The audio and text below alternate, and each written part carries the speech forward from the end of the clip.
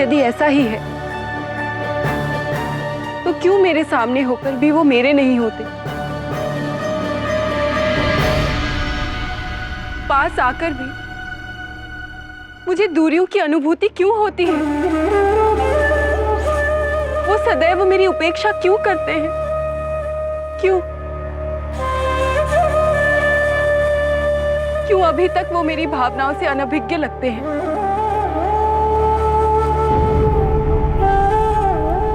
क्या कारण ये है कि मैं प्रजापति दक्ष की पुत्री हूं और वो मुझे स्वीकारना ही नहीं चाहते?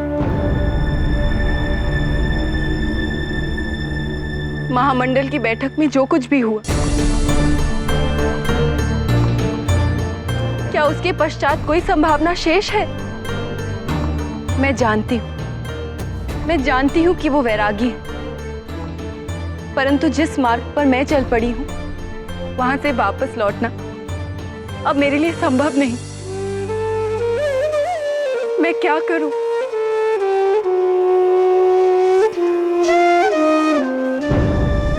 उत्तर आपके समक्ष है, स्पर्श कीजिए।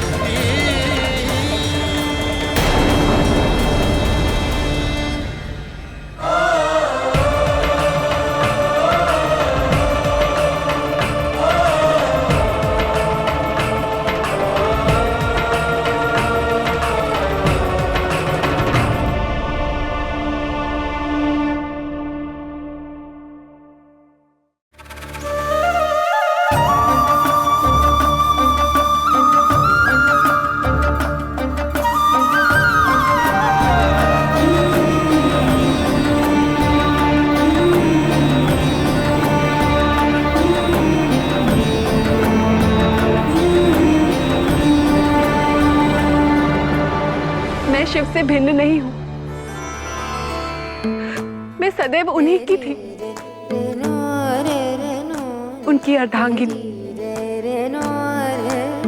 इसी कारण वो आकृति मेरे स्वप्न में आती रही बार बार,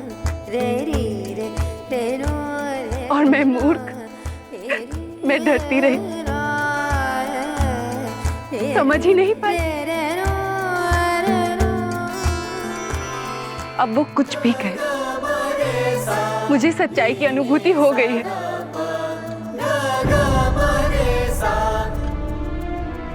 अब वो मुझसे मुंह नहीं मोड़ सकते। मेरे हृदय की हर पुकार पे उन्हें आना ही होगा। अब उन्हें मुझे स्वीकारना ही होगा, वैसे ही जैसे मैंने उन्हें अपने जीवन में स्वीकारा है।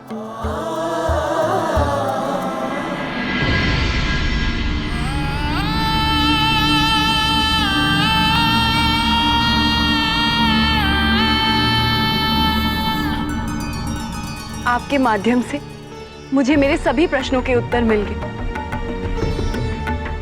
अब मन में ना कोई शंका है, ना ही कोई भय। मैंने इस सत्य को पहचानने में कितनी देर कर दी।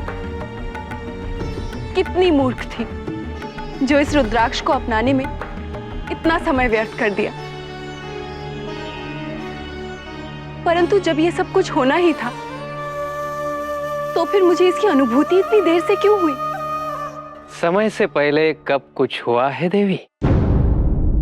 मुझे प्रसन्नता है कि आप अपनी वास्तविकता से अवगत हो गई।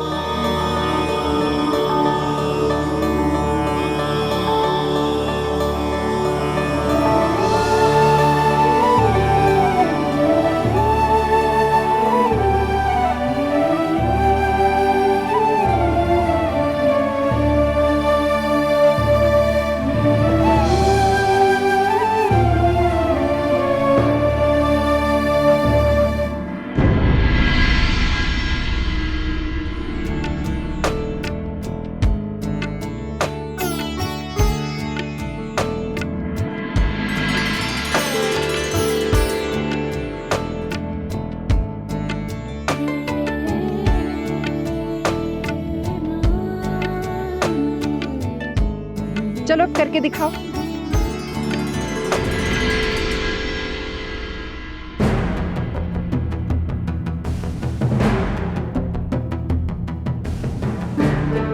तुम अभ्यास करो, मैं अभी आती हूँ। सती, कहाँ चली गई थी तुम? अपने प्रश्नों के उत्तर ढूंढने। कैसे प्रश्न? वही जिनके उत्तर किसी के भी पास नहीं है। देख सती, तुम मुझसे पहेलियां मत बुझा। मदनी के पहेलियां तो बुझ चुकी हैं।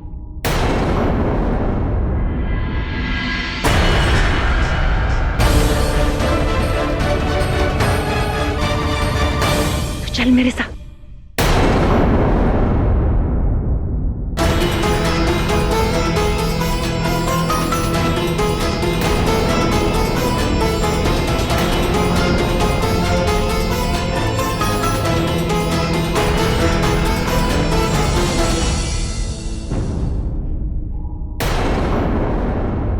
कहाँ गई थी?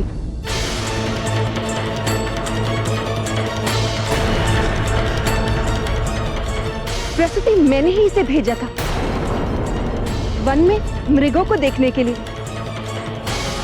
उनकी चंचलता को देखने के लिए। आज इसका नृत्य है ना, इसलिए।